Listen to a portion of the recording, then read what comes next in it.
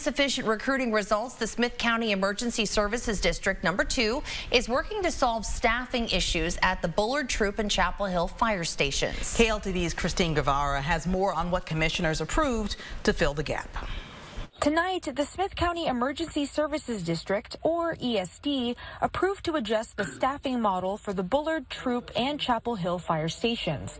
They are looking to hire a total of 18 employees, 6 for each station, working 12-hour shifts 7 days a week. They will each be paid an annual base of around $50,000, which will be similar to the pay of the 4896 staff, which means one works 48 hours on, 96 hours off.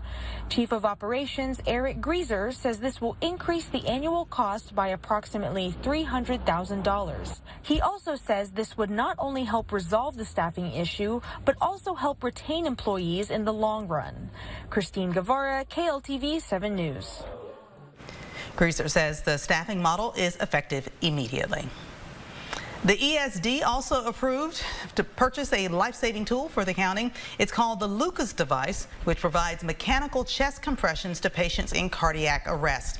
They will purchase 7 of these devices for 7 fire districts. This comes to a total cost of more than $137,000. It allows us to provide good depth of compression and the rate of compression to the industry standard, the American Heart Association standard, thus providing for greater outcomes for our patients. Currently, the Bullard and Noonday fire stations have Lucas devices. They received those through grants.